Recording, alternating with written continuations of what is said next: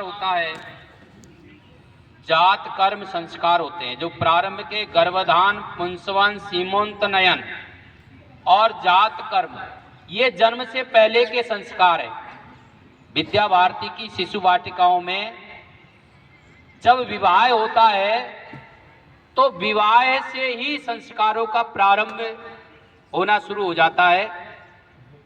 आज हो सकता है हमारे प्रधानाचार्य जी ने प्रयत्न किया होगा, लेकिन आज के दिन हमने नव दंपतियों को भी बुलाने का आग्रह किया था कि जिनकी शादी को अभी 3 वर्ष, 2 वर्ष, 1 वर्ष या उससे भी कम समय हुआ है, 4 वर्ष हुआ है, 5 वर्ष हुआ है, ऐसे नव दंपति को भी आज बुलाना है और उनको भी आज इस हवन पर बैठाना है।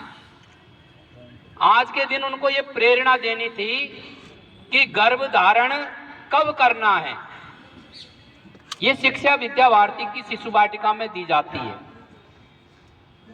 और जिस दिन से बालक गर्भ में आता है उसी दिन से उसके संस्कार प्रारंभ हो जाते हैं।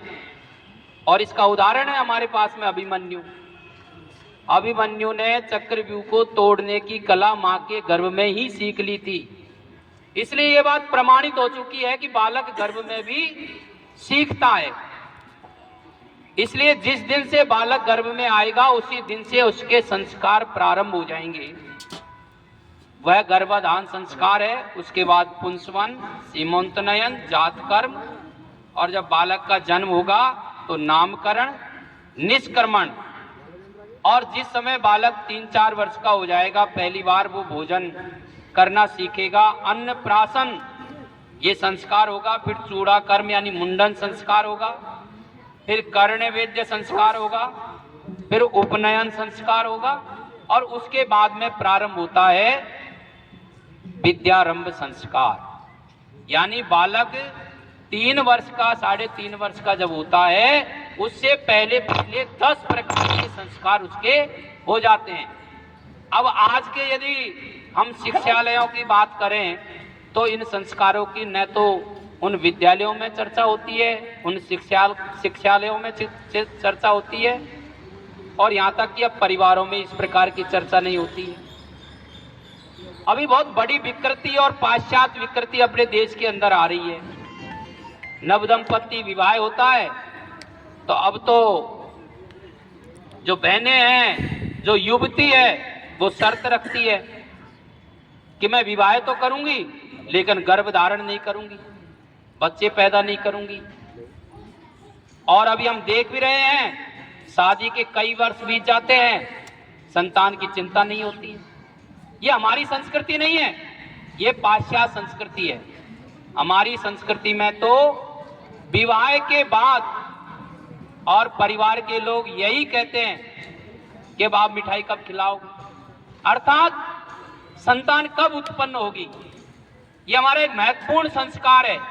लेकिन ये जो विकृति चल रही है, ये जो पाश्चात्य संस्कृति आ रही है, धीरे धीरे इससे हमारे युवक और युवतियों का भी और मन बदल रहा है। विद्या भारती इस देश को जग सिर मोर बनाए भारत, इस भारत देश को पुनः जग सिर मोर बनाने की राह पर ये विद्या भारती चल रही है। इसके बाद में समावर्तन संस्कार होता है, विवाह संस्कार होता है, वानप्रस्थ संस्कार होता है, संन्यास संस्कार होता है, अंत्येष्टि संस्कार होता है। ऐसे 16 प्रकार के संस्कार इस व्यक्ति के जीवन में होते हैं। विद्या भारती इन 16 संस्कारों को पुष्ट करते हुए और बसंत पंचमी के इस अवसर पर विद्यारंभ संस्कार का ये कार्यक्रम आयोजित करती है।